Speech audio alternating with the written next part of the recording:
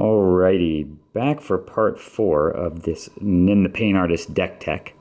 I apologize for the delay, I just didn't have an opportunity to shoot the last part of this after the battery died for the millionth time on the camera. But when we last left off, I was in the middle of extolling the virtues of Veldican Shackles. And I pretty much said everything I needed to say about the card, just that it's one of the most instrumental tools in the deck, and that losing it for some reason really changes how the game plays out from that point onward.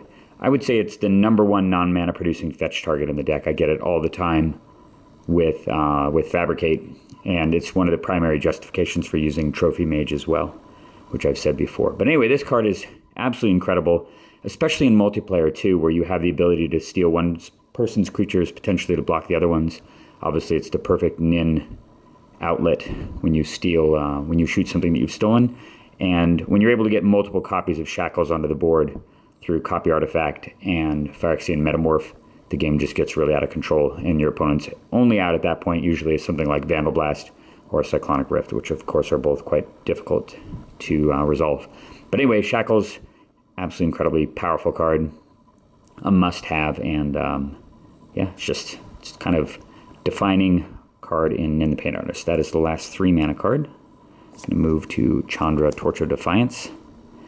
So this thing, when I saw it announced, I flipped out about how incredible this was. And I think a lot of people also made some analogies comparing her to Jace the Mind Sculptor, because she's a 4-mana Planeswalker with 4 abilities and an insane ultimate and various other things. And I think time has shown that she hasn't turned out to be quite as strong as people predicted, primarily because of the niche issue. Often they'll print an amazing card that seems like it puts a lot of cards in the past to shame, including ones that were tournament staples. But whether or not a card becomes really tournament worthy is a lot more about timing often than it is about the card's raw power. And Chandra, I think, was just one of those cards that, while incredibly powerful, just didn't really slot into any decks in any format that were competitive, where she would really do well and do the job better than other things that existed. But the one exception to that, at least that I found, is Nin.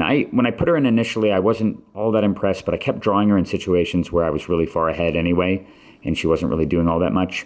But I've played her in enough games where I clearly have seen her raw strength, and am completely convinced that she belongs in the deck, even though she is the only spell in the deck that has a double red casting cost.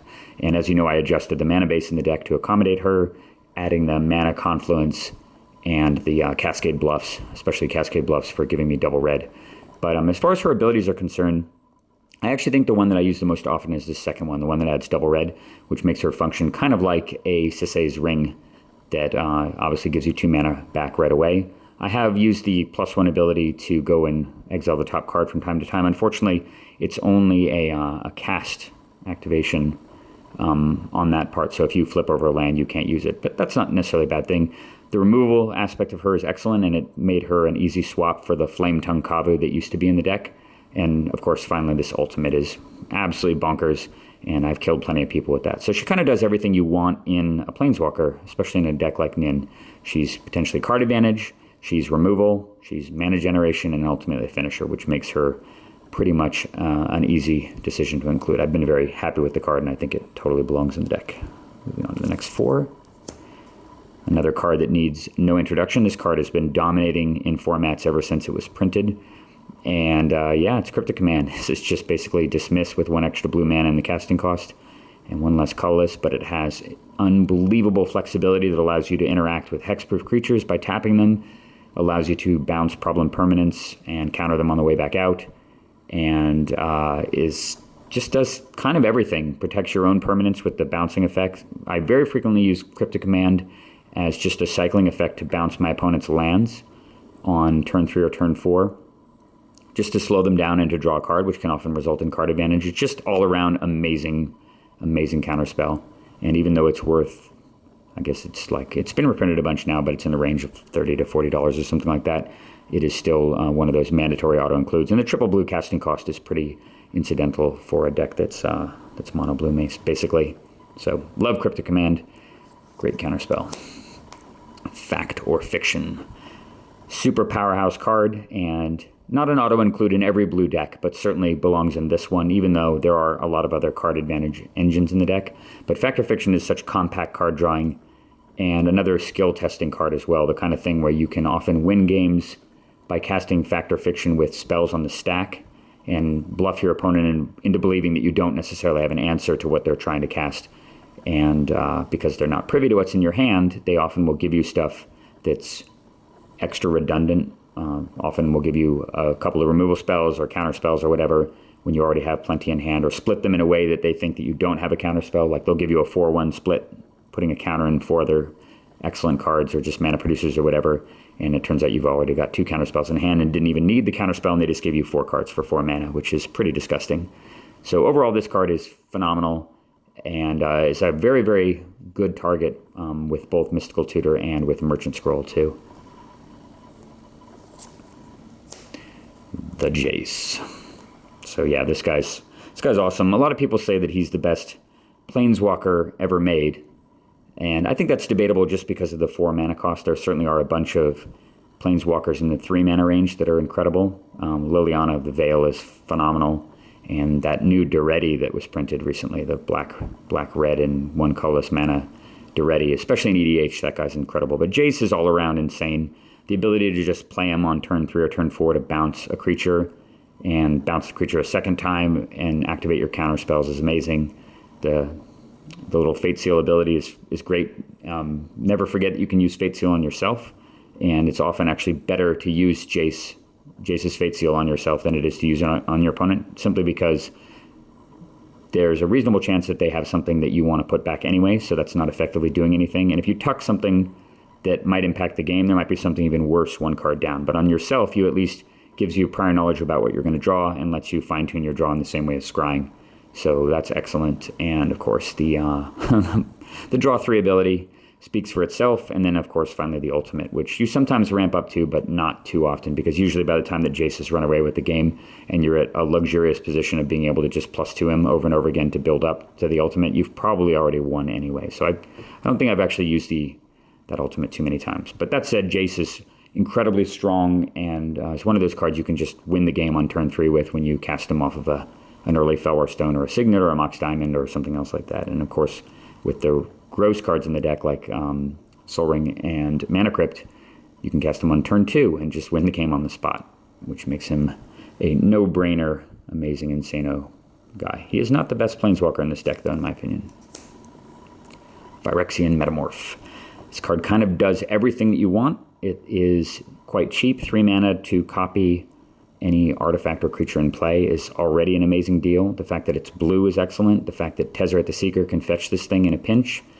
And yeah, there's not too much else to say. I also, one of the other reasons why I like Metamorph is because the deck is low on creatures in general. And I don't remember the name of, I think it's called Acquired something. Anyway, it's basically like Bribery, but it mills the top of your deck until you reach a creature, and all the cards go into the graveyard.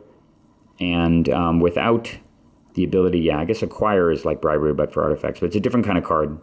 And I remember being killed by it multiple times because I just didn't have enough creatures in the deck for them to hit, and they'd mill like 75 or 80 cards in my deck, and I would just lose because of it. And Metamorph gives you some resiliency against that one spell. I wish I could recall the name of it, and I'm sure someone will post it in the comments. But anyway, Metamorph is just amazing. I've certainly fetched it plenty of times with Fabricate, and don't really have anything negative to say about it at all. Being able to cast this thing off of pure colorless mana is also incredible. You can cast it off the Workshop, for example, by paying 2 life. Rewind. All right, this is the second 4 mana counterspell in the deck, and actually until quite recently I was running a Dismiss as well, which I was never particularly happy with and found that I was sideboarding out quite a bit, especially in multiplayer. But I think that Rewind, this secondary ability of untapping 4 lands, makes it worth using even in multiplayer. The reason being that it is a hard counter, so that works well, and the fact that it's effectively free if it resolves means that you can counterspell twice on your opponent's turn with just 4 mana available.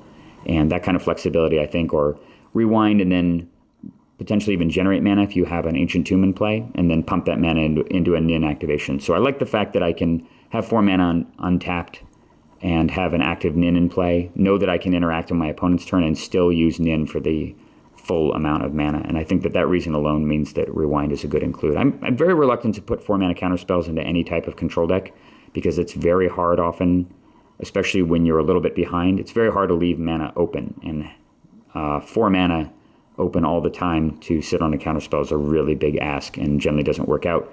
But Rewind has an element of proactivity that I like, and that's why it gets included. Solemn Simulacrum. There's quite a bit of debate about whether or not this guy belongs in the deck. A number of people that I have given my deck list to have said that they don't really like him too much, and I'm kind of on the fence about him. He's certainly not a mandatory card, but I do like the fact, again, for the reasons I stated before, that he is another creature that your opponent can hit with that milling card.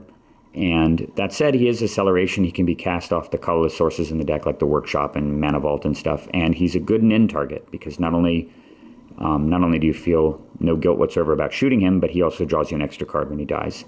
And I think that alone makes the Solemn Simulacrum probably worth using. That said, I think that the 4-mana effect to just Rampant Growth is a little bit steep for multiplayer. So he's a decent card to take out for sideboarding out in multiplayer. I think he does belong in the 1v1 version. And he's incredibly strong, obviously, when you are able to copy him multiple times with Metamorph or the copy artifact, because you get all this extra ramp and free cards, and anyway, it gets gross. Thran Dynamo. This card was a definitive card in an old standard format many years ago. I think it was, this is from, what is that, Urza's Destiny, I think. Yeah, in the Urza's block constructed days of Type 2. When Thran Dynamo allowed you to power out Covetous Dragons and stuff like that. It was actually a card in a Winning Worlds deck. And it has never stopped being amazing. 3 mana every single turn for only a 4-mana investment means that you're really only effectively paying 1 colorless mana to develop your mana base by 3 per turn, which is pretty phenomenal and unmatched by just about anything in the game except for Gilded Lotus, which costs more mana. And of course, Gilded Lotus is a top flight card, as anybody knows. Thran Dynamo, fetchable with Tezzeret the Seeker. You can also copy it trivially off of the Metamorph or the copy artifact to generate even more gross amounts of mana, and has phenomenal synergy with Nin the Pain Artist because you obviously you can't have enough colorless mana to use the commander. And you can often do things like play Thran Dynamo on turn 5, tapping all but 1 land, but leave a blue mana out, and that allows you to cast all of the 1 blue mana and colorless component counterspells like Remand and Memory Lapse and Condescend and so on. So you can develop your mana while still holding down the fort with counters. It is just all around awesome card. I love this thing. All right, that's it for 4s. You notice there weren't too many of them. And at the top end of the deck, actually, there really just aren't very many spells at all. I mentioned before how I had 67 cards in the deck that cost 2 mana or less. And nearly all of the deck, I think upwards of 80 plus cards are at 3 mana and less. So I'm loath to play with expensive things, although there are a few effects that are clearly worth it, and this is one of them. Bribery is a pure powerhouse and scales in power in multiplayer where you have more targets to choose from. Occasionally you'll play it in 1v1, and it's pretty lackluster simply because you're playing against a control deck, something with like Thada Adel or something, the Inquisitor, and it's the only blue card, or maybe it's Talrand or something. There's plenty of decks that don't run any creatures or run very few and just run utility creatures. But even if you're stealing something like a Metamorph or a Trinket Mage or something minor, even that isn't the end of the world. But sometimes this card just blows out your opponent utterly. When you're able to steal a 6 or a 7 or an 8 mana spell, you steal an Eldrazi against a mono green deck on turn 3 or something. It just does so many disgusting things. And that fact alone, I think, makes it worth using. It really just isn't a whole lot of downside other than the 5 casting cost. But against the majority of decks in the format, you're going to get value out of this, and a fair majority of the time, you're just going to win the game on the spot. Like you get their Terastodon or something, or a Vorinclex, or any number of giant monsters. So, got to play with Bribery. If you're playing a mono blue control deck, it's just too good. Force of Will. Well, this card speaks for itself as well. Clearly on the list of best counterspells ever printed.